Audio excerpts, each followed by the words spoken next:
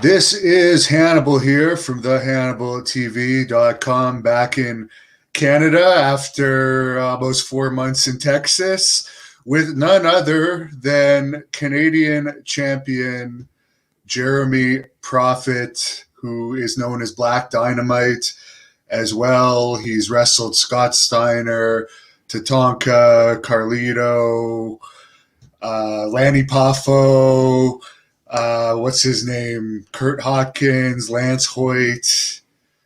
The list goes on and on. Who am I missing here? I can't even remember my own list. So. Oh, man, if we were to try to name all of them, we would run out of time to talk to the people, get to their questions, and, get to the real issues that they want to hear. Yeah, I've wrestled a lot of big names. You and I have done battle tons of times in the ring there, and I've somehow managed to live to tell about it, which is, better than most people that get in there with you. But, yeah, it's a laundry list of great talent that I've been in there with, big names, legends, Hall of Famers.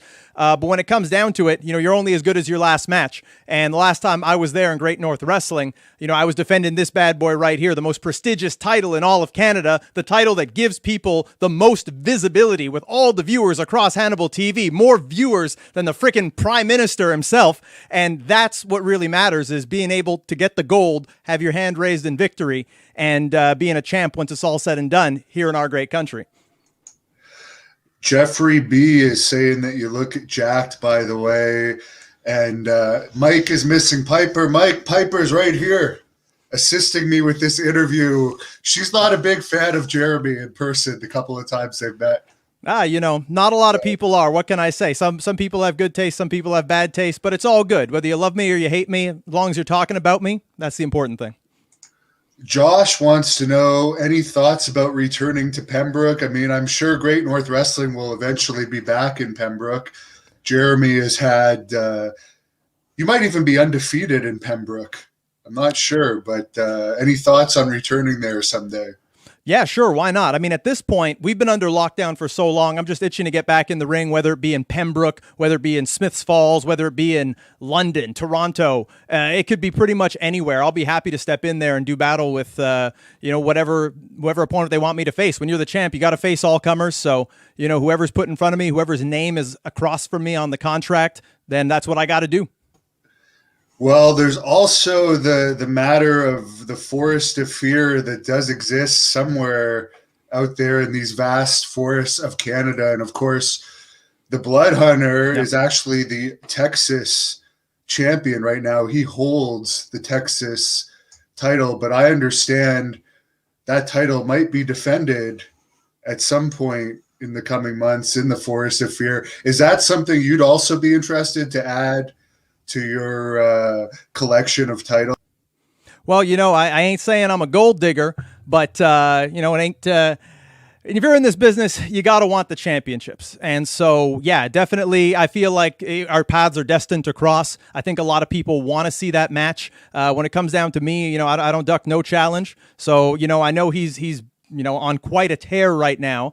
Honestly, not looking forward to the brutality that I may encounter, but when you're the champ, you got to face all comers. That's the mark of being a champion and the mark of being a professional. So, I mean, if it means me and the Blood Hunter, I got no problems with that. I'm the champ. You got to face all comers, never duck a fight, and it is what it is. He's also the Hannibal TV television champion now that he won that title off of Davey Boy Smith Jr. a couple months ago. So he actually holds two titles. So that could be interesting. You never quite got your match against Davey Boy Smith Jr. You were supposed to have one, but you had an injury a couple of years ago, maybe 3 or 4 years ago now. I understand more likely than not, whenever restrictions end, he might end up in NXT UK. So you may have to wait for that match to happen, maybe down the road in WWE. But the Hannibal TV television title is one title that you almost won during the Battle Royal there with Wes Briscoe when he won it the first time. Is that something that you want to add to your collection as well? Oh, of course. I mean, I would want to hold as many championships as possible in Great North Wrestling. Like I said, it's the company with the most visibility. And when it comes to us Canadians here, we need as much visibility as possible. You know, we don't have it easy like those Americans south of the border, a lot of which you got the opportunity to get to know, where all the big companies are and all the scouting happens. You know, it's something that I say all the time when you put a camera and a mic in front of me is that, you know, guys like us, we've been doing this for so many years. People don't realize that, you know, between the two of us, we have close to 40 years, if not more than that, experience. You know, a lot of people these days, they do this for maybe 7-8 years. They're considered top talents. They're signed to big companies, making big money. All their bills are paid. And quite frankly, they get soft. And so I think that, you know, in Canada, we're a bit of a different breed. We're hungrier. We're definitely tougher. And a lot of people can't handle that. So, yeah, you know, getting another belt means more exposure, means more eyes on me, means more eyes on the company. So it can do not only a lot of good for myself as a talent, it can do a lot of good for Canada as a scene, which has pretty much been my MO over these past couple of months. And I will put a picture up of the Hannibal TV World Television title there. It sure is impressive. Yeah. So we're going to see the status of some of these titles. As I said, this Texas title will also be defended in Great North Wrestling in the coming months. And for everyone that keeps asking me, as one of the promoters of Great North Wrestling, when is it going to start? Literally whenever the government allows us.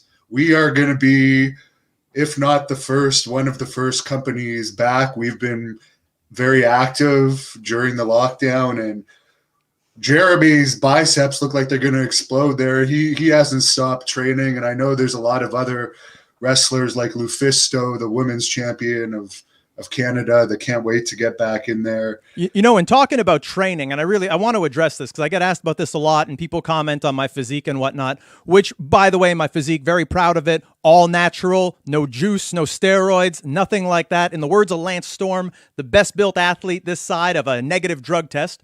But when it comes down to it, the way I look at it is that this COVID, all these restrictions, lockdowns, it's just a detour. You know, a detour is like when you're going home and you run into a blockade. You know, you got to find another way home. So it's really just finding another way around this. You know, I can't wrestle, but I'm definitely in control of my body. I can work out. I can work out at home.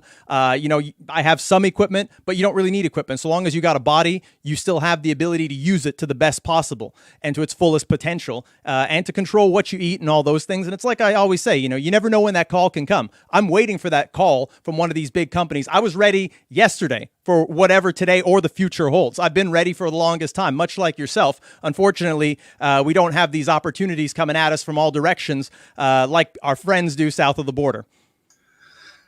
No, but it is interesting when you see the Great North Wrestling wrestlers that do get the chances in the U.S., like Pierre Carl Ouellette, who recently had the World Championship in Ring of Honor.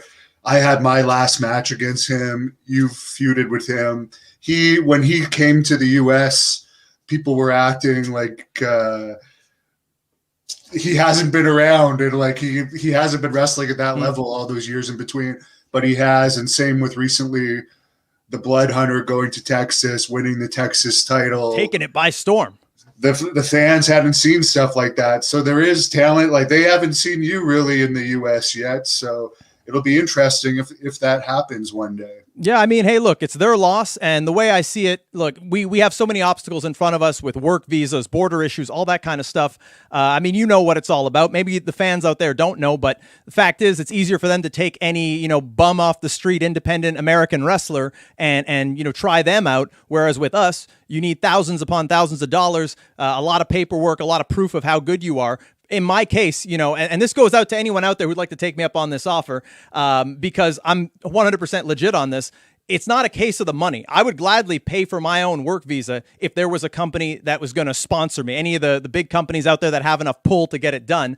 I can definitely take care of the money. I can take care of the paperwork. I can take care of all of that. I'm just itching to get the opportunity to sink my teeth into some of these soft wrestlers on the American independent scene. These guys that they have it easy. You know, they get a little bit of exposure to someone from Canada, like yourself, like me, like a lot of the great talents here. And it's just like, wow, where have these people been? Well, look, man, there's tons of great talent here. Just watch an episode of Great North Wrestling and you'll see guys that could easily blow the best American talents right out of the water. So yeah, I'm itching to make that happen. It's not a case of money. It's just a case of which one of these companies is going to have the clairvoyance to see that Jeremy Prophet is worth signing on the dotted line for. And then just let me take care of the rest and you'll get a big return on your investment. Well, I recently found out that a work visa could cost about $25,000, and I personally don't care enough about it to get one. But if you want to put out that kind of money yourself, go for it. And, well, look, man, I always say this, it's common sense. So, I mean, if you're a wrestler and you're really good, you're confident in yourself, you know, you have the tools that it takes to get to the big stage.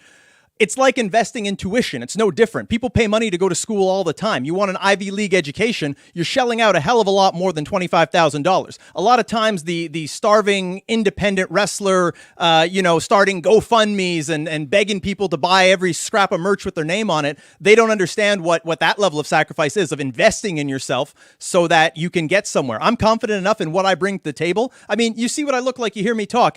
Believe me, when I get in the ring, it's even better. And so I'm confident to say that I would gladly put up that kind of money and let the rest pay for itself. You know, it's going to pay it back to whoever is smart enough to do that. So big companies, open your eyes. Great talent here. Me and this guy that's interviewing me. Yeah, just make sure you got a contract and have it all in writing, because we all know that to use the words of Lanny Poffo, who hates us both apparently, there's a lot of scoundrels in professional wrestling. Indeed, there is. Indeed. Now, I have to ask you about this. Came out, and apparently, according to Lanny, I'm absolutely broke, even though for the past 4 months I was able to pay all my bills in Canada and spend $5,000 a month living expenses, living in the U.S., plus have investments on top of that. But according to Lanny, I'm broke, and he hates both of us. And what do you think of his latest cry for attention with that? I say, God bless him. Lanny is going to be on a short list of people that I like, I have the utmost respect for. If he doesn't like me, I mean, he can take that to his grave. That's fine, Lanny. God bless you. I like you. I enjoyed our times together. Enjoyed our matches together, which maybe you didn't like as much, but I definitely enjoyed them. I'd encourage all you people to go out there and, check them out on the Hannibal TV. I think they were great matches. If he doesn't want to like me, he doesn't want to like you, hey, he can take that to his grave and be bitter. But, I got no ill will towards him. And, that's pretty much how I feel about it. Yeah, I just found it weird that you probably know when the last time I talked to him, it had to have been around 2012-ish. And he hasn't talked to me for about 9 years, yet he seems to know me well enough to be able to say on the record what my finances are like. Yeah, it's a strange thing to comment on because, I mean, first of all, you put on some of the biggest shows in all of Canada, huge budgets of talent. I mean, if you look up shows like the Super Show that you did in Ottawa, or those shows that we did in Thunder Bay, I mean, those shows weren't cheap. The arenas weren't cheap. The talent wasn't cheap. There was absolutely nothing cheap about those shows. And, Lanny was on quite a few of those, if I'm not mistaken. I had the privilege of being on a couple, and those were top level shows. Take it from a guy who's done well over 1,000 matches on the independent scene. You don't get shows like that pretty often. I mean, if you get even one of those shows in a calendar year, it's nothing short of a miracle. But you funded those. You took the risks. The money must have come from somewhere. You funded your channel, and you've been able to be a successful self-made man. So I think that that's something very admirable, and definitely not something that would be, cheap and of someone who's broke. You don't see you going out there making any GoFundMes and, asking people for money. No, I've never done that, and hopefully I'll never get to that point. Josh wants to know, you've kind of alluded to this, but any WWE or AEW dream? I know recently you won Chris Jericho's contest to get some private training sessions with Lance Storm, so maybe you could tell us a little bit about that.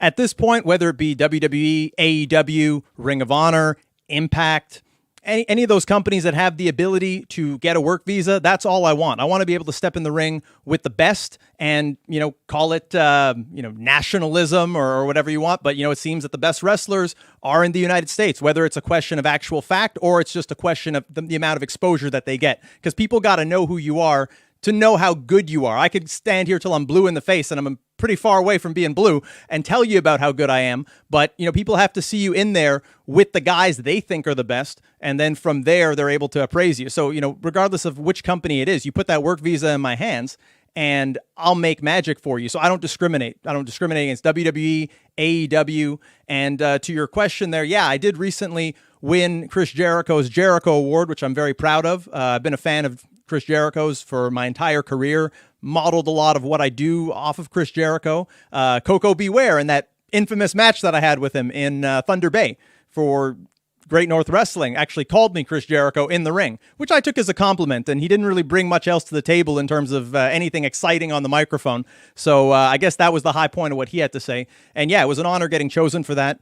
I've had the opportunity to work with Lance Storm, and he's taught me quite a bit. It was very eye-opening, and I really gained a different insight to wrestling than I had initially, and I think some new skills that I also look forward to showing off. So to any wrestlers out there watching the channel, I'd encourage you to hit up Lance Storm, take advantage of this training. Doesn't really cost that much, $125, and you'll get to do a session with him. You'll get to get his critique on one of your matches. And I'm actually running a contest right now. It's pretty simple. It's with myself and Jofo in the ring. All you got to do is follow me on Twitter at Jeremy Prophet. That's JeremyProphet. Subscribe to the YouTube channel for Jofo in the ring, and tell us who you think I should also offer the opportunity to train with Lance Storm. I'm going to choose a winner. Can be a wrestler from anywhere in the world. Doesn't have to be a Canadian. And I really think that this can help them advance their career and learn a lot of new skills that they can put to action. I just wish we weren't under this God-blessed lockdown so I could already start putting some of it to action. But, I've been privileged to have been chosen by Chris Jericho and to work with Lance. And I've worked with him multiple times now and will continue to do so because I really think he's got the right stuff and he's got a lot of knowledge he can pass on to wrestlers of any experience level. Yes, I actually trained with him a little bit too many, many, many years ago. Back when he first started his school, he would come to the Stampede Wrestling events and critique some matches and also do some seminars where he would probably do similar to what he did with you, try and help people with their work. Ivan wants to know if you have any ring rat stories. I know you're not, I think you're not single, so you probably aren't at liberty to talk about them. Well, no, I mean, look, I've been focused on the wrestling part of things. So when it comes down to it, there's always going to be ring rats around, just like, groupies with concerts and that kind of thing.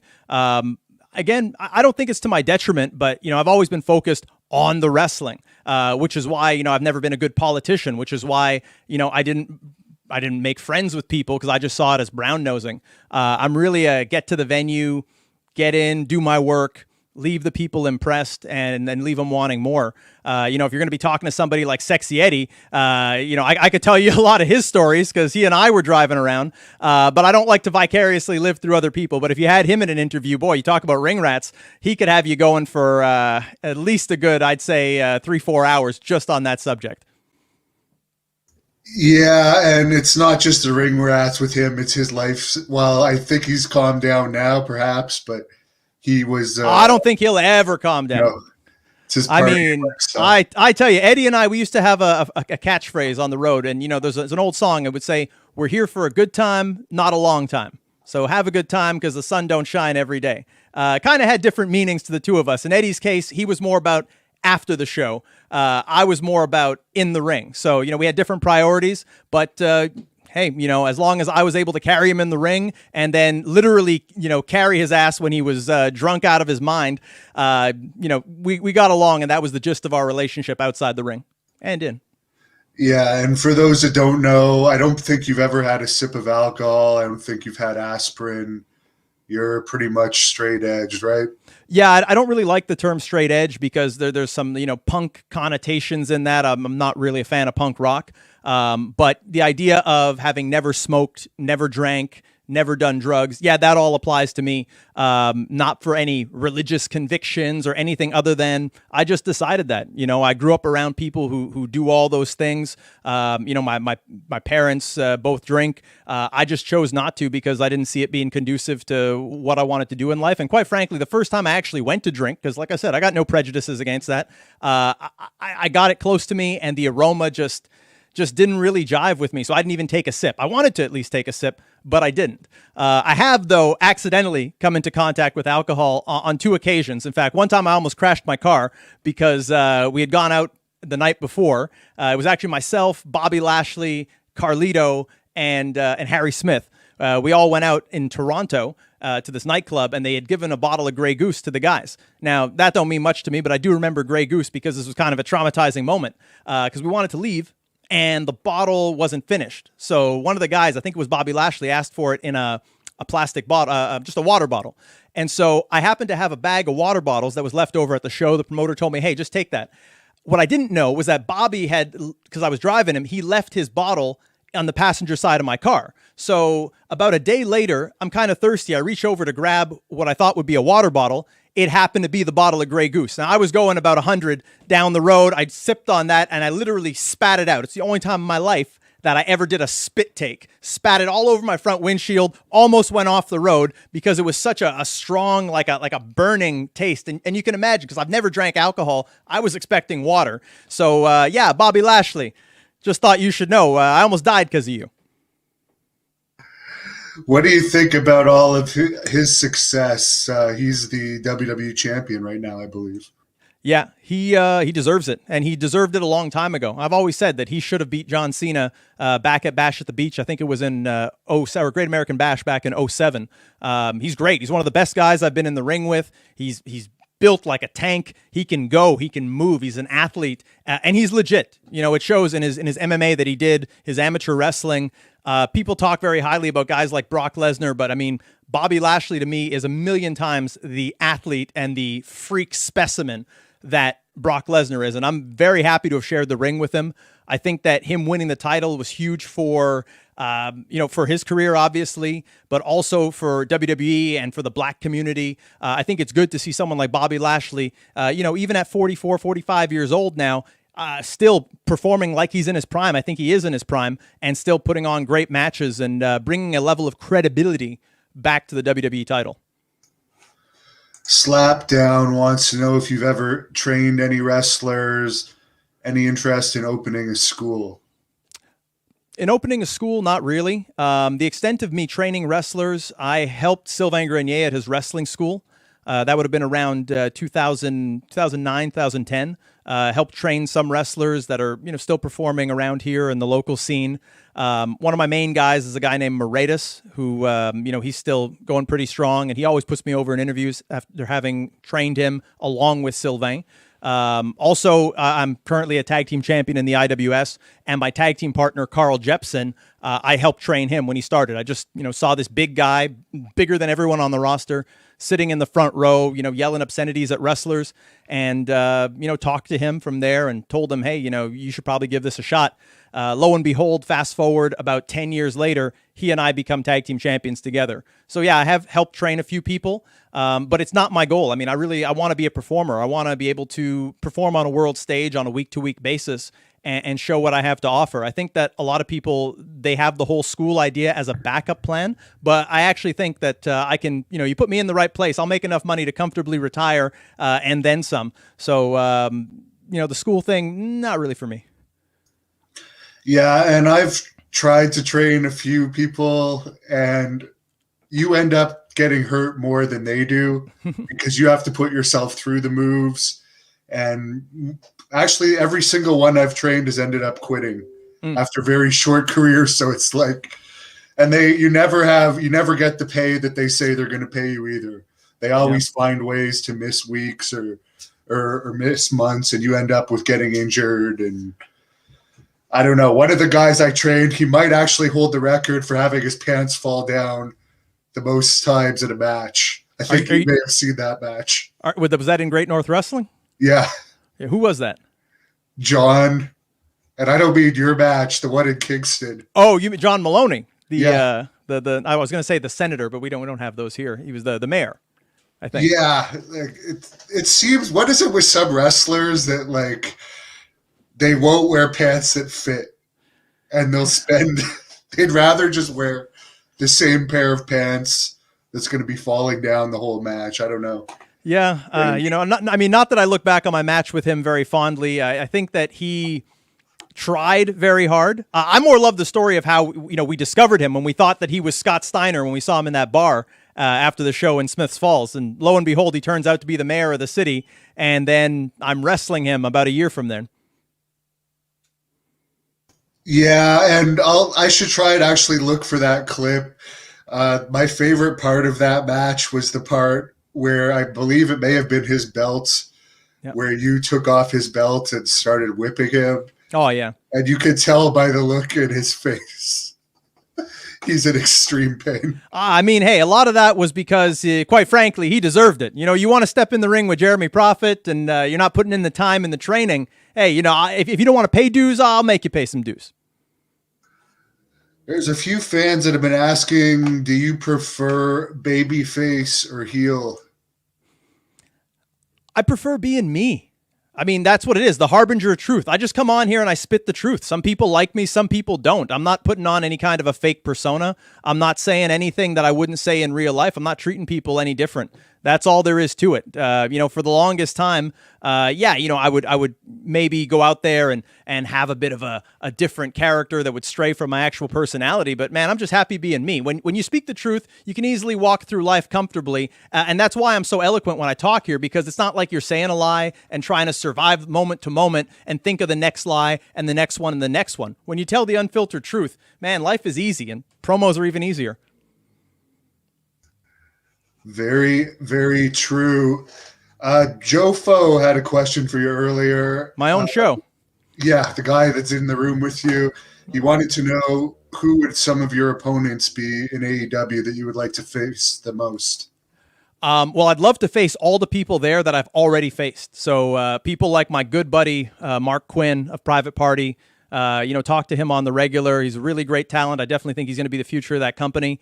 I'd love to get in there with Lance Archer again. We only got to do a little bit on SmackDown, but, I'd love to see what he's made of nowadays, now with the new and improved Jeremy Prophet as well. The Machine, Brian Cage, a guy who I think is one of the best talents in wrestling today. He's big, he's jacked, he can do backflips.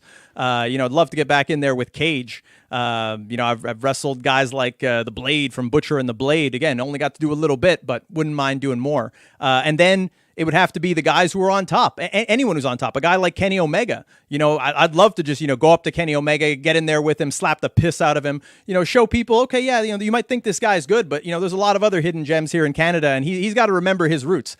I'd love to get in there with Darby Allin, the Young Bucks, anyone who's anyone, man. I enjoy AEW, and I think I would fit perfectly in there. Oh, and also, can't forget, Chris Jericho. Show him that I am more deserving of his award.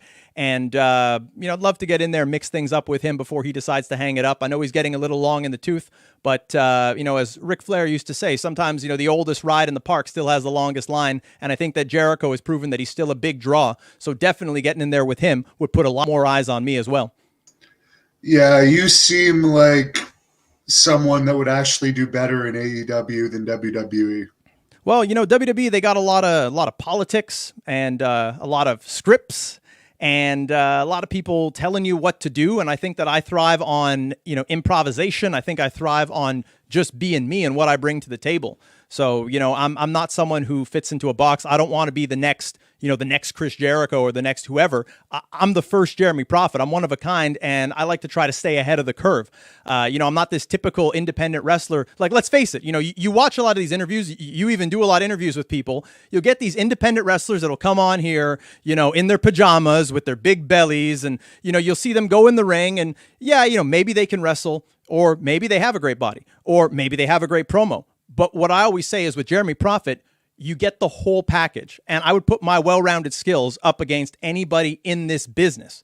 Even when I talk about locally, and locally is really small potatoes, because I look at the world. I'm not looking at Quebec. I'm not looking at Canada. I'm looking at the world. But even locally, it's like, find me another guy who, this is the equation pretty much. You take the guys who look worse than me and you got to wipe them out because really, who cares? Then you take the guys who look better than me and you got to disqualify the ones that have taken steroids. So they're already out of the picture. Now pretty much everybody's already gone, but we can humor the equation because then you take the guys who can't stand in front of a microphone like this and talk for hours on end and keep you entertained. They're just going to sit here and, I had a good match with this guy and and then they're going to bore you, and then you have the guys who can't go in front of a microphone in front of a crowd and talk to them and keep them entertained and generate a reaction, or guys who can't stand in front of a camera and not flub their lines in a pre-taped interview. So, you got to have those skills. And then in the ring, I mean, let's face it, I'm athletic, I do the moonsaults, the dives, the 450s. You've been in there with me. I'm as tough and as durable as they come. Faced tons of these guys that no one would survive even a freaking minute with them. And bring in all the technical attributes to the table as well. So when it comes down to it, find me somebody else who has all of those things, even on a local scale. Find me someone. That's my place in wrestling, and that's why I think I would fit in any one of these companies. You don't believe me? Hey, I'm happy to prove you wrong. Kyle Moray on here wants you to talk a little bit more about your rivalry with Sami Zayn. About and, who? Jofo about also who? wants you to do that. Who dat? I talk about important people. I talk about VIPs. Sami Zayn. Please. I mean, I did a clip for you a little while back. People can go and they can watch that, give it more hits. It's already probably, well over 20,000 views. And you can hear me talk about Sami Zayn. You can hear me talk about how he's a backstabber. You can hear me talk about how he's nothing but a lying, backstabbing serpent of a human being. I'm not going to do justice to putting his name in my mouth and continue to talk about him because, quite frankly, he don't deserve it. All I end up saying is, people you meet on the way up, you meet on the way down. And, I know we live in a world where we have laws and rules, and I'm not going to say, I'm going to go up to him and beat him up and, end his miserable life, because those are just promises I won't be able to deliver on. I believe in delivering reality, and reality is that if I do see him, there will be a confrontation, and I do hope that he decides to take matters into his own hands. I hope he tries to take a swing at me, and then I can take full advantage of my legal right to defend myself, to plant my 2 feet on the ground and defend myself as I see fit. So for now, he can worry about being paranoid in the locker room that he's in. He can worry about, his hair falling out and how stupid he looks on television, like a homeless Muppet. But when it comes down to it, it's not something I think about on a day-to-day basis. So if you guys want to hear what I have to say about him, what he did, go check out that clip, give it some more hits, and put some money in this man's pocket by doing so. Yeah, the last thing I saw of Sami Zayn was the thing with Jake Paul in the ring with Kevin Owens, and he looks smaller than a manager to me. Like, to me, it's like I just wanted to see what Jake Paul was going to do, and a bunch of fans asked me to watch it, but nothing about the clip. He's trying to get some clout off of Logan Paul there. It is what it is. It's they need that to prop him up. Either way, whatever. Yeah, he not even really a blip on my radar. I'm happy to talk about it in interviews, but I'm forging my own path. So I don't worry. All that we got in common is that we come from the same place. And how was the wrestling scene in Montreal there before all this happened? I get asked about it all the time, about the Quebec wrestling scene, and I try to describe it that there's very few good companies, and there's a lot of companies with people that have had little to no training and don't bother wearing gear and so forth. But it's too bad, because there is potential of Quebec to actually be a serious territory. I mean, Quebec's got its highs and its lows, much like any territory, really. And that's just the truth of the matter. When it comes down to it, you have some companies that do great business. Companies like the IWS, they had 4 television deals. They were on all 3 versions of the Fight Network. That's Fight Network here in Canada, the American version, the UK version. They were on RDS here as well. That's the French ESPN equivalent for you American folks out there. They had great TV deals. They were on with Ring of Honor on RDS, in fact. So they had a great deal of exposure. I'm happy that I'm one of the tag team champions in that company. And I'm actually a 2-time IWS world champion as well. And there's a lot of great companies out there. There's a company like XZW in Sorel Tracy, which is a suburb here of Montreal. They put out a great product as well, give a lot of opportunities to a lot of local talent, bring in a lot of big names. And so it's a scene that, again, it has its highs and lows. And, it's like judging. You can't really judge a whole scene on the worst, and you can't really judge a whole scene on the best. So all that to say, when it comes to Quebec, yeah, I'm happy to stand here head and shoulders above my compatriots. But again, even I'm not indicative of every guy from Quebec. There are great talents just as much as there are garbage talents. And I think that that's not something that's unique to here.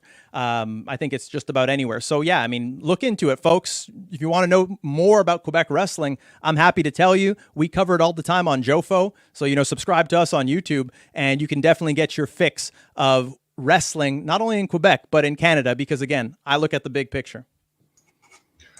Wendell, I'll just answer this. When will we see Great North Wrestling with a live audience?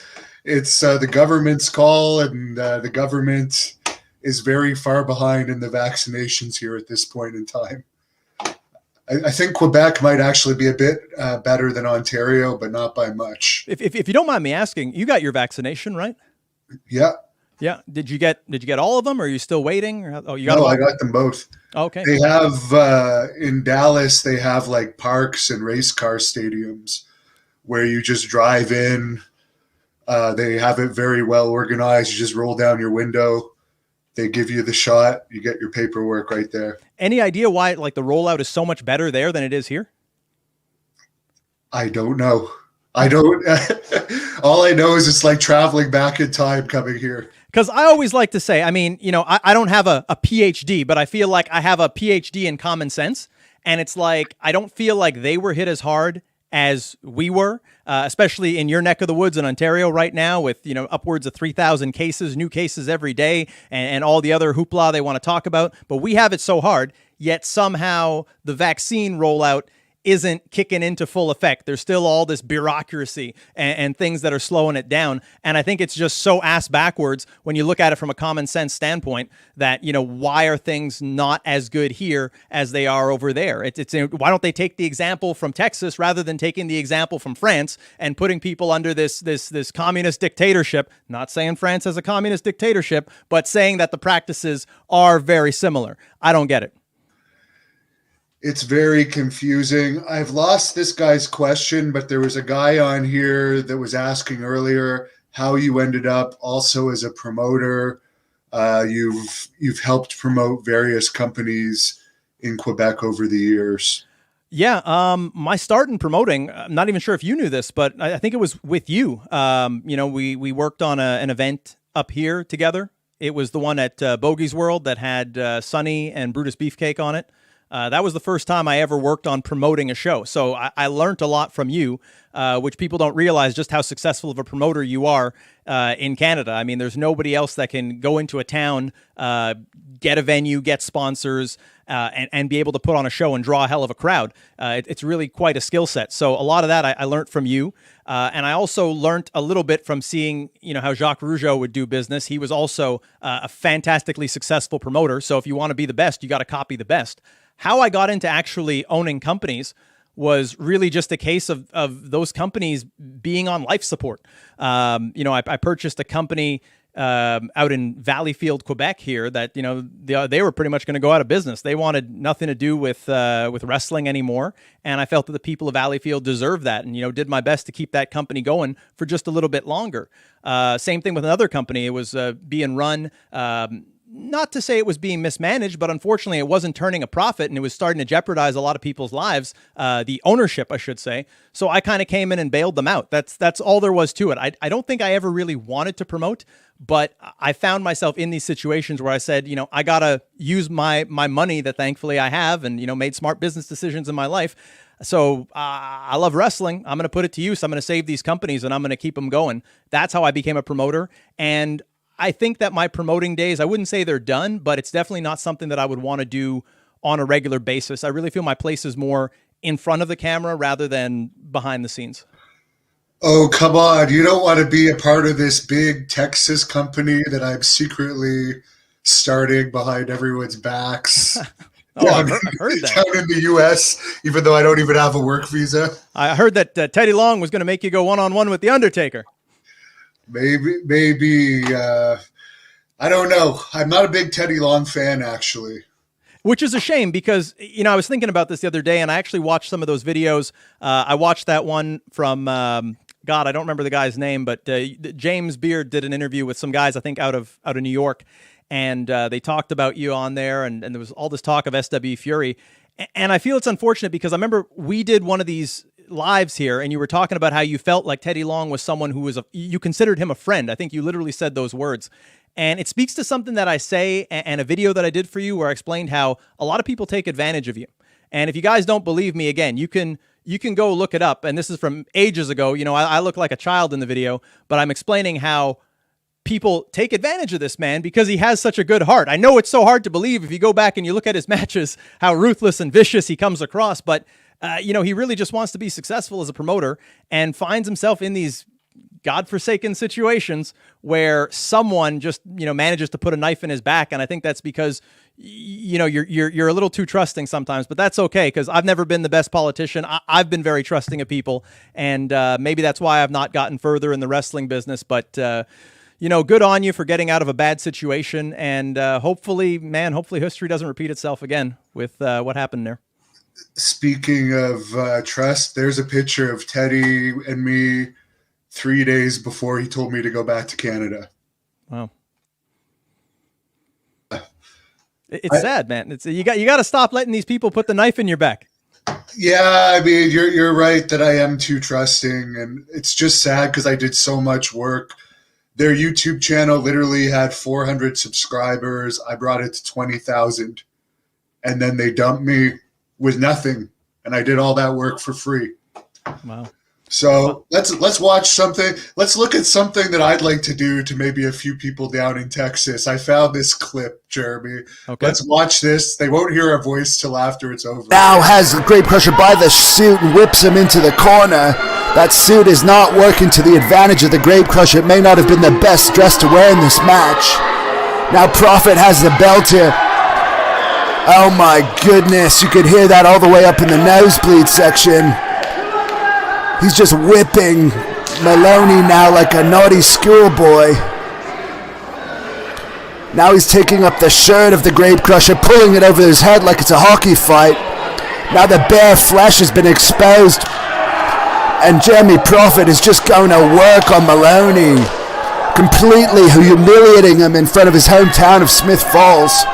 Of course, Kanon on the outside is also from Smith Falls, but he has extended family in Pembroke, Ontario, where he's going to be facing Jeremy Prophet. And he's also a former member of the Canadian military and was from a battalion in the area of Pembroke. So he'll definitely...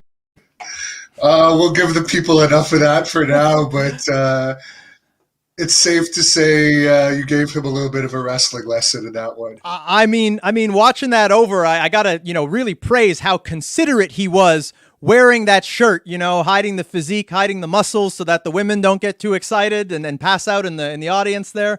What a great Herculean physique on him. Much like what we see with a lot of the top talents in wrestling today. I tell you, he's right up there with the Adonises in this business. I honestly can't believe he would allow himself to go in the ring looking like that. What a despicable shame. But yeah, it was good whipping some sense into him. And I still can't believe he's an elected official. But hey, I'll say this, just to put a positive spin on it. At least he had the guts, he had the intestinal fortitude to get in there with me. Maybe not knowing what was in store for him, but at least he got in the ring, took his licks like a man. So, I got to respect that part at least. Yeah, I did tell him his greatest attribute as a wrestler is his ability to take a beating, which, believe it or not, it is an attribute. I could actually do it. It's one of my skills as a wrestler. I could take real beatings in the ring. He could do it, but unfortunately, you also need some of the other skills along with that. You need to either have a character, a body, some technical ability. Oh, I don't know. He had quite a body on him there. Round is a shape. And by the way, you actually won your following match after that too against his friend there. Was that the cop? Yes. Yeah. And I think that was his last match. The cop. And at least, well, no, he had one more after that, and then he was, as much as I put a beating on him, the other match that he had inside the cage. Yes, that's right. His eardrum burst. Yeah, that was a rough night for him. And again, all that footage, if you guys want to see what we're talking about, you can find it right here on the Hannibal TV. He's too modest to plug his channel, but I will plug it to no end because, quite frankly, he's the only one giving us any exposure here in Canada. So, hats off to Hannibal. Best of the best. It was comical, actually. That was the one where you were injured. You weren't able to... And you know what's crazy is that was the only sort of injury I ever sustained in my career. And it was at the hands of Harry Smith the night before. So, maybe he had bad intentions for me. I don't know.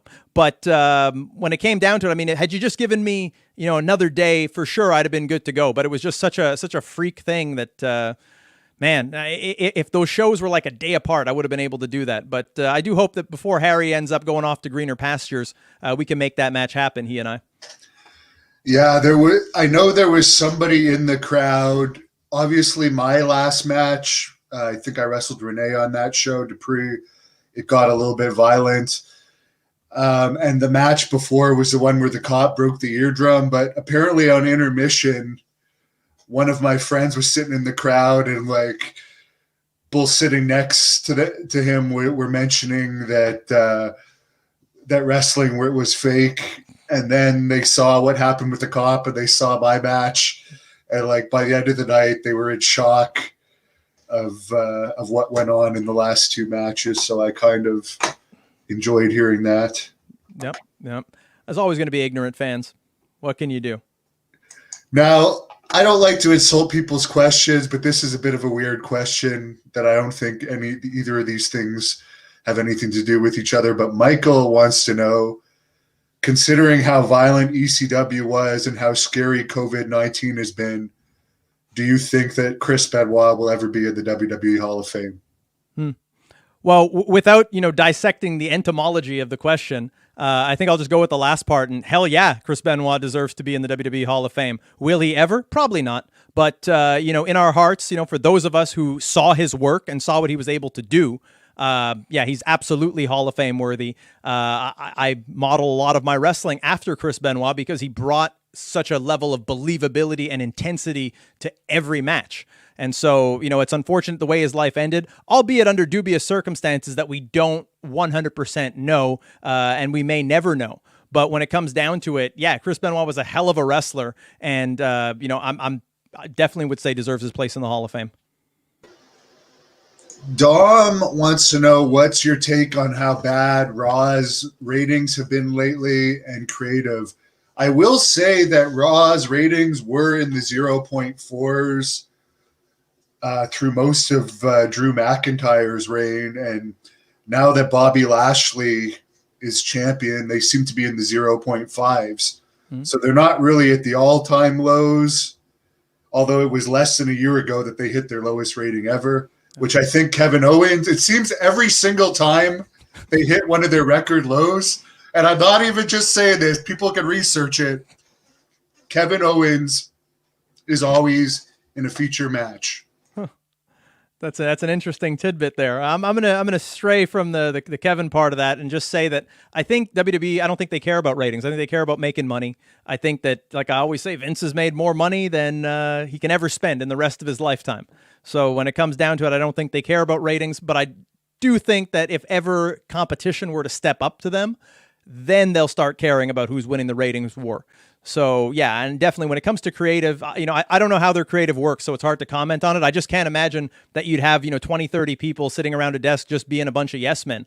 I'd love a spot on the creative team, and I'd love to shake things up. I'd love to hit Vince McMahon with a dose of, his own bravado, his own, having balls, having grapefruits, having some chutzpah. And someone needs to have that kind of an attitude on the creative team and not just be like, yeah, I'm happy just being here, nodding, doing nothing, and collecting a paycheck. I think that Vince appreciates people that are like him, and he'd be the biggest hypocrite of all time if he didn't. So that'd be my approach to being on the creative. I'd love to be on creative. In fact, I feel that if I'm not on as a wrestler, I would love to just work on promos, because I think there's a lot of people there I can help bestow the gift of gab upon, help them believe a bit more in themselves to be able to convey that to the audience. They have agents for wrestling, but they don't have agents for promos as far as I know. So I would love to contribute that to any company, to be able to agent the promos and the delivery, as well as the lyrics and the verbiage, to be able to get the most out of a talent. I think that's something that's lacking. And yeah, definitely just, creativity. It's why I say WWE's environment, it may, again, I'm commenting on something I don't know, but it may stifle my creativity or it may stimulate my creativity. But I just think that it starts with there not being so many yes men, and they need more Vince McMahons on the creative team. You need more people like him. You need more alpha males, guys who aren't just concerned about, stepping on toes and job security, and ones who actually want to improve the product. They need more people like Vince Russo, who will go there and have the actual balls to stand up to whoever it is that's just a yes man, that's, making things go lower and lower in terms of ratings, so that's the way I see it. That's how I would be if I was there. And who knows, that may or may not happen. I don't know, but I'm not here to discuss the future. I'm just here to spit the truth. Yeah, there was a video that was out about a year ago that they ended up taking off of their YouTube channel, and it showed their creative people. And I think it was just on one of the brands, and there was about 30 or 40 of them. Some were as young as like 19. They all looked like a bunch of geeks. And like when you see these people that are writing their creative, you fully understand why the product is so uncool these days. That's why I say it. I think they need more Vince McMahons. They need more alpha males. They need more guys that are putting in time, in the gym, guys who are actually familiar with the type of characters they're writing. Because look, man, if you've never been a brother on the block, it's pretty hard to write for a brother on the block, if you know what I mean. Those who know. Yeah, one thing I learned from my recent stint down in Texas is I like being my own boss. So I would never do well in a situation like that, working in that WWE type of environment that you're discussing, Jeremy. But I know that you do like helping with that type of stuff, and you've been helping with it in Great North Wrestling for a while now. One thing I did notice as I was doing similar stuff in Texas as I do for Great North Wrestling, behind the scenes, getting promos and so forth, is I do notice overall the American wrestlers are more cooperative and appreciative about promo opportunities than Canadians. There are some that will get dressed, get in their gear, and do whatever they can to get as much footage as we can get with them at events. But there's some that I'm sure you've seen them. They'll just be like, yeah, I'm not dressed. I'll come find you when I'm dressed. And you can try and find them a couple more times. They'll have other excuses. Yeah, they don't realize that anytime you get to be in front of a microphone and in front of a camera like this, it's an opportunity. You don't know who's watching on the other end. It's why I take these things seriously. It's why I dress up and I pump up for these kinds of things, because, there are hundreds of thousands, if not millions of people that'll see this, definitely millions in perpetuity, because something like this, the footage exists forever. So it's tons of eyes that are on you. And the more of this you have, the more of a following you have behind you, and the more chances you have to connect with people who are going to help get you to that next level. So again, I think it's just a lack of education on the part of people here in Canada, because we can't follow the American system. We can't just drive to the towns and do great matches and that kind of thing. You need to be able to connect to a worldwide audience if you want to be able to go places. There have been doors that have opened for me because of your channel, like with World Pro Wrestling in England, which, I think they may be bringing you in to cover some stuff. Two Cold Scorpios there. I was made an offer. That wouldn't have happened if it wasn't for your channel. If I had decided I'm going to be just like any other independent bum and I'm not going to get into gear and I'm not going to talk and I'm just going to be a guy who goes out and does a few moves, doors would not open. It's the same reason that I'm on a podcast every week, because visibility is key. We're in the age of the Logan Pauls and the Hannibal TVs, where visibility is paramount. So if people aren't smart to this now, heed my words, help yourself. do your career a service and not a disservice and get as much visibility as you can, because no matter how good of a wrestler you are, it don't mean squat if nobody knows who you are. Very true. And that World Pro Wrestling event that Great North Wrestling and the Hannibal TV was going to be involved with. And by the way, Kevin Sullivan, to my knowledge, one of their bookers now too at World Pro Wrestling. But that was originally supposed to be this coming October, I believe, and now it's been delayed to February. So let's hope that it will actually happen in February. And I would love the opportunity to meet Kevin as well. I love his work. I mean, this was the man who was the brains behind WCW during the Monday Night Wars when they were beating WWE, the creator of Goldberg, the creator of many great ideas. And I'd love to get the opportunity to meet him and to work under him. I think that'd be great. Seems like a hell of a mind in the business. He is. And as I mentioned a few days ago on this, a certain Texas company has put Teddy Long above him in creative, where Kevin Sullivan's the guy that was beating WWE in the Monday Night Wars. While Teddy Long was a ref working for that same company, if I'm not mistaken. Exactly. And I don't know, I guess Teddy Long is good at coming up with a segment where he's going to dance in the ring at 73 years old every show, but whatever. I mean, when you look at a chessboard, you can't be confusing your queens and bishops and whatnot with pawns. That just don't make sense to me. No, and I can honestly say Sullivan is still as sharp as ever. Great mind, and he has phenomenal ideas. And it's always there's one guy I never mind picking up at the airport. There's some people I do, but it's always a pleasure to suck up any bit of the knowledge that Kevin has whenever I pick him up from his flight or anything like that. Yeah. Now, you've wrestled Tom Lawler, Michael Dundane, or not sure how you pronounce it. But well, hold on a second there, just to correct you. You've wrestled Tom Lawler. I have not. Oh, I thought you also did. Yeah. Well, I did wrestle him and I defeated him. Yes. Yep. A couple of years ago in Montreal. Yeah. I promoted the event. I have to say, his chokehold, I was feeling that for a couple days after. I was trying to figure out a couple days after when I was having problems eating. I'm like, why is my throat hurting? And then I realized it when I went to edit the match. It's like he was choking me. Yeah, well, I mean, despite his MMA record, he's a good fighter, and he's a tough guy. And I was glad that we were able to book him on that show. And yeah, I put that match together. I felt that you guys would be a perfect match for each other. You with your amateur background and mixed martial arts skills, and him with his UFC credentials and whatnot. And he's having a hell of a career too, Tom Lawler. He might be worth getting back on here as a guest. Yeah, he's in New Japan and MLW, I believe now. I don't know which promotion has more control over his contract. I'm going to guess probably MLW. Counted Out 7 wants to know who the most entertaining person you've ever traveled with is. Wow, I mean, it's going to maybe be a disappointing answer because I've already said it earlier in the show, but I think it would have to be Sexy Eddie. Between all the hijinks out of the ring and just his general level of insanity, it'd probably be Eddie.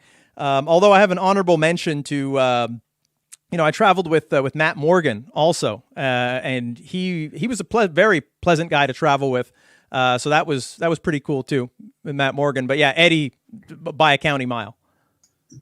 Very interesting. The one thing I think I remember from traveling with you was when we were going to New Brunswick that time and we had the ring in the U-Haul or something, and we went through a McDonald's drive-through and the U-Haul, was that you with us that time?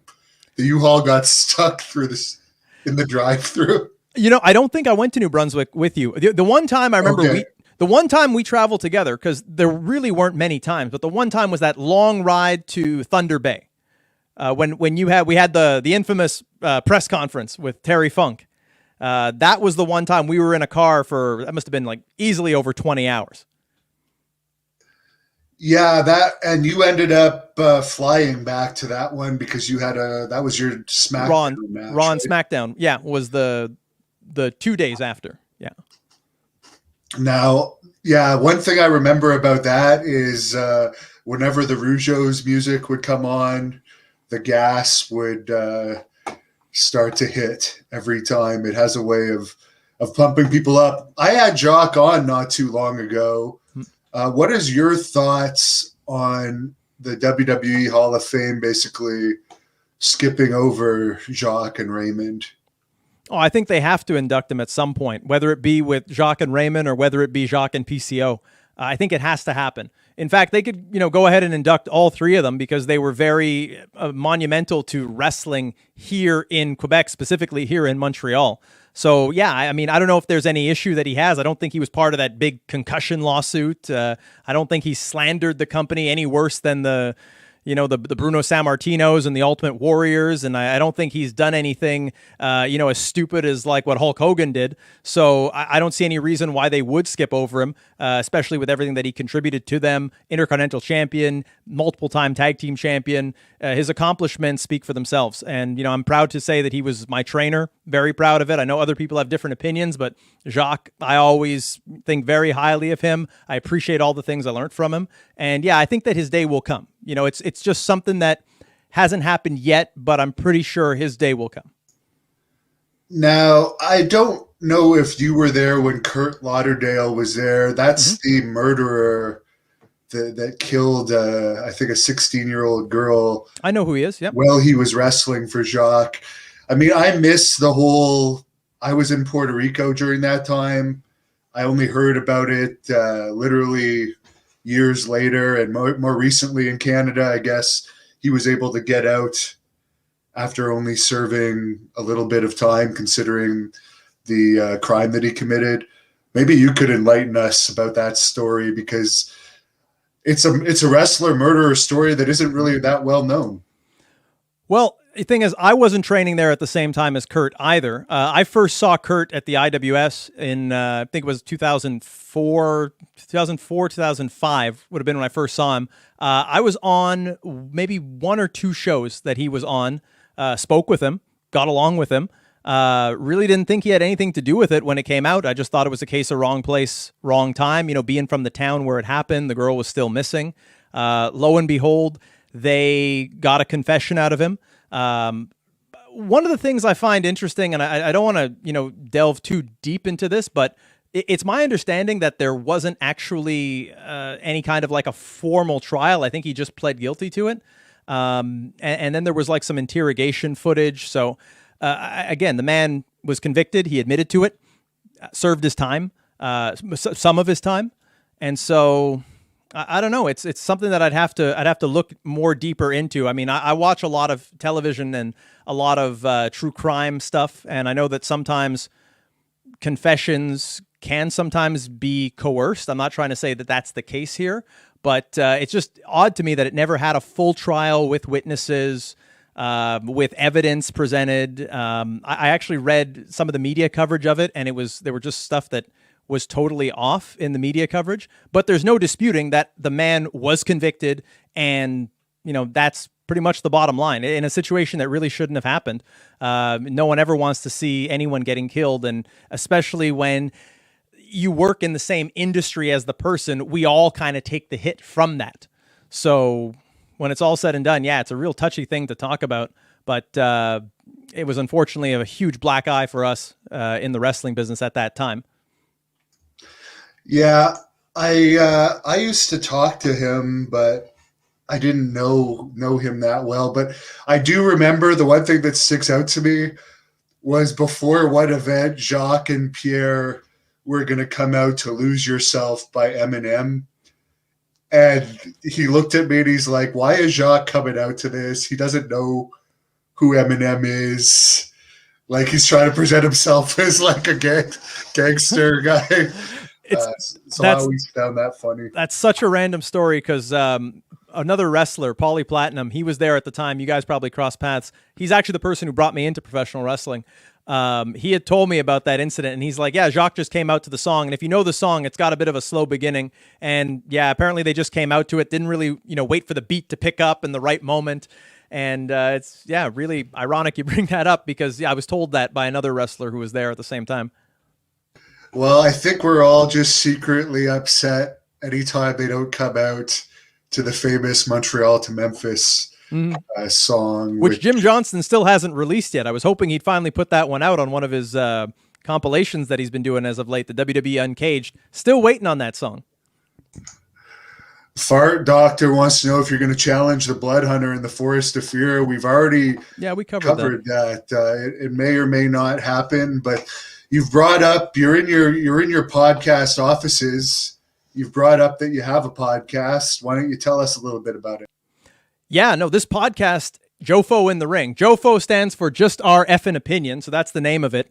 But even though it's an opinion, I like to bring the truth. And I think that our show is different in that it's not just wrestling fans sitting around talking about the weekly news. You get a bit of comedy from myself and my co-host, Kyle, who's actually a comedian here in Canada, doing extremely well on TikTok, as well as on other platforms. And, we just have a great team here that we give you a show that's not just a dull, drab bunch of people talking. We mix in some clips. We have a wide variety of guests. We've had you on as a guest. It was a fantastic episode that we did. We have independent wrestlers. We have top-level wrestlers from every company. Some of our top guests, we had The Godfather, we had Devon Dudley, we had Tyson Kidd, TJ Wilson, we've had TJP, and you go on our channel, you check it out. In fact, all y'all that are watching right now, you should head over to our YouTube channel, JoFo in the Ring, and hit a subscribe. You will not be disappointed. If you love this channel, we know that you are number one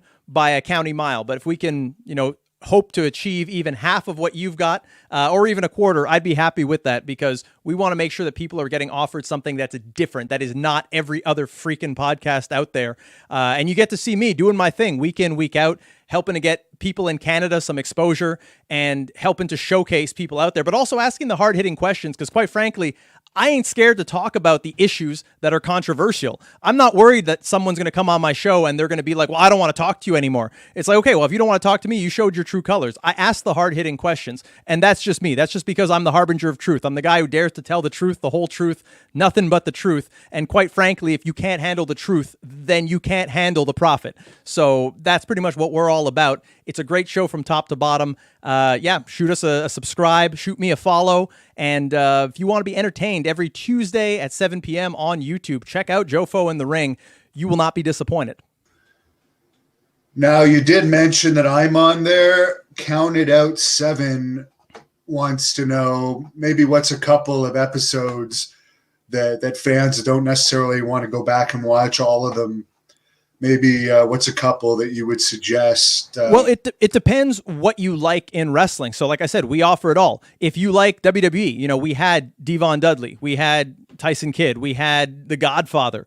Go look at those episodes. If you like independent wrestling, you can watch my episode. You can watch Hannibal's episode. You can watch... You can actually watch this Tuesday. Here's an exclusive for everybody. We have Jazz coming on this Tuesday's episode. We even talk a little bit about Texas. Then there's a lot of other great episodes there too. Independent talent, Ring of Honor talent. We had Shane Taylor. We had Amber Rose, Rhett Titus. We have a great working relationship with Ring of Honor. PCO is going to be joining us eventually too, to talk about his career and a lot of other things. So yeah, we kind of got our hooks in a lot of different directions, but it's about giving the people what they want. That is the bottom line, is we want to give the people what they want to see. But you'll know that when I'm on, no one gets a free pass. I ask the hard-hitting questions. I don't beat around the bush. And quite frankly, we've had people turn down interviews because they don't want to go one-on-one with Jeremy Prophet, because they know that, my wit and intellect might put them in an uncomfortable spot. But like I said, it's my job as a journalist to deliver the truth to the fans. So if somebody doesn't want to answer one of my questions, well, too bad for them. I'm still going to ask it. I'm friends with Jazz, so that's cool that you got Jazz on. She's one of the good people in Texas, I would definitely say, as is Rodney Mack, who is the husband of Jazz.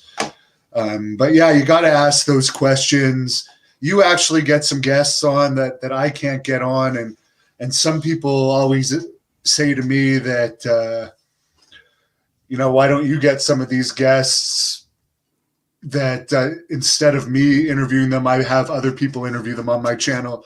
It's because they don't want to talk to me, because they don't want to deal with the questions that I'm going to ask them, or their employer doesn't want me to ask them those questions. Some people, they can't deal with the Man of Steel, but with that said, if ever you want us to hook you up, I'm happy to always put in a word. And, we definitely should collaborate a lot more because, let's face it, you have the viewership, you have the notoriety. We're really just a drop in the ocean at this point, but I think that it's quality over quantity. So that you're not just getting a quickly thrown together riff-raff of a show on Tuesdays. You're really getting a quality show, clips that are integrated, hard-hitting questions, comedy. It's a fun time, but it's also an insightful time. So, we're really about quality. Don't let the numbers dissuade you because, trust me, join the channel.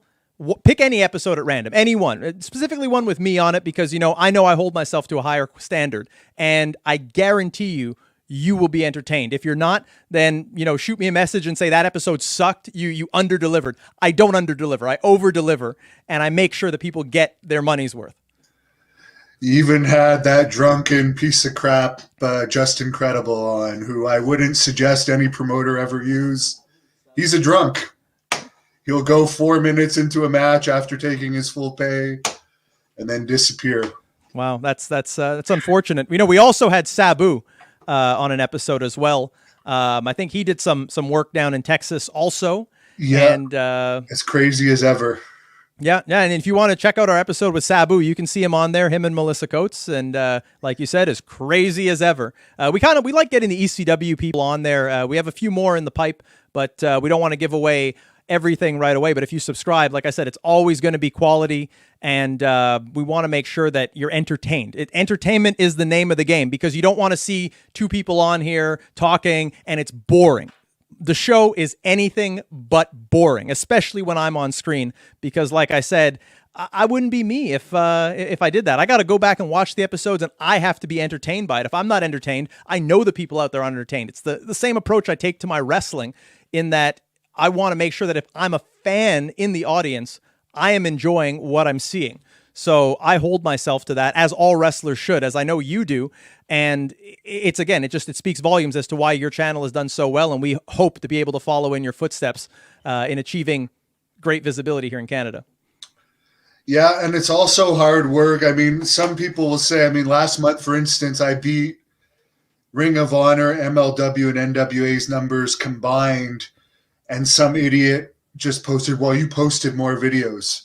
They have the same opportunity to post more videos. If you look at WWE's YouTube channel, they post more videos than me. They've got the manpower and the content for it. It's not a matter of what you do or what you don't do. It's, did you get more views in a month than three of those companies, all three of which have a lot more money than you? And I would say yes. And it's something, man, that we talked about this, I think, in the episode that we did and the last time we did a live. And I'd like to really just appeal to the people watching out there that it blows my mind that of all the companies in the United States, only that one company in Texas took advantage of weaponizing your viewership. I don't know why a bigger company like the NWA, or like Ring of Honor or Impact, which, they're pretty much Canadian, why these companies that you get more views than don't offer you some kind of a deal to bring you on board to help boost their views. Because imagine, with their budget, with all their resources, production-wise and everything, combined with your already built-in audience, it would only make sense that they should come your way. Why should they hire anyone else who doesn't have this kind of following? And find me one wrestler in wrestling that's not already signed to a major company that has that kind of following. I just don't get why they won't come your way and do that. And guys, if you're within the sound of my voice, or you know people that know people, send them this man's way, because what the hell? How dumb can you be? Do people not want to make money? I just don't understand. I actually watched one of JBL's videos yesterday.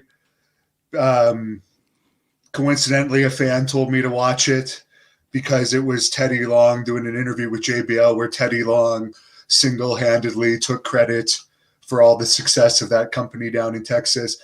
And I noticed JBL only has 12,000 subscribers. And we all know about Lady Yasmin on this channel. She has millions and millions and millions of views as a wrestler. Now that I've been posting matches from other companies, it's amazing no one's even hired her, even though she might not be the most seasoned, because when you look at the millions of hits she has, those just don't exist. Yep. For other independent women. They're few and far between. So you are right that I don't know if it's Canada or what, but I found a couple clips here, and it's sad to think this was almost 10 years ago now. This was August 2011. I'll play it without the sound so people can hear us. But you were in a match. We had about 1,300 fans this night. And this is one of my favorite moves you've ever done to this guy. This was well-deserved. Beautiful. Yep. And then you go at him with the chair later on. Now, this guy had stolen ticket money and been a total slime ball. And I love how this guy goes to take the chair from you. And this guy has no idea what's coming. And that was only the first chair shot, because there's one more. I think the last chair shot was by far the most brutal out of all of them. And he's not done with that chair. No. And I wish I could show the whole match, but this was a guy that developed the ego as if he was Hulk Hogan. A local guy, didn't want to train to wrestle. We gave him opportunities.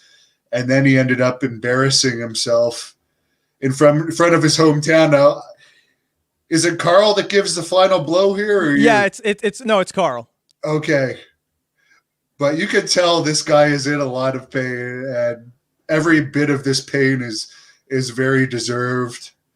This was one of my favorite matches. Okay, yeah, here we go. I remember, Jay Lethal was on this show. I had an outstanding match with Jay Lethal the night before, and he said he actually went silent as this happened. Now it's funny because here I come, but not in time. You were about a fraction of a second too late. Yeah, I don't know if that was a mistake or not, but it was good enough to convince that buffoon that I actually attempted to help him out. Yeah. So, yeah. What a blast from the past.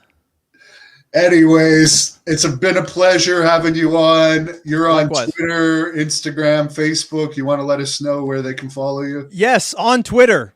Please follow me. I'll even talk to you guys on Twitter. I won't talk to you on Facebook, but I'll talk to you on Twitter. And plus, I think I only have about 30 spots left on Facebook anyway, so I'm barely on there. I'm on Twitter at Jeremy Prophet, JeremyProphet. Follow me on there. You can follow me on Instagram at The Real Jeremy Prophet, and you can see me every Tuesday night on Jofo in the Ring at 7 p.m. on YouTube. Don't forget to subscribe to our channel. If you love Hannibal TV and this channel, you will love our channel just as much. I promise you, I put my stamp of approval on it. Jeremy Prophet, harbinger of truth. If you can't handle the truth, you definitely can't handle the prophet. It's been a pleasure being here, and I look forward to interacting with your fan base, and I look forward, most of all, to getting back in the ring and defending this bad boy again.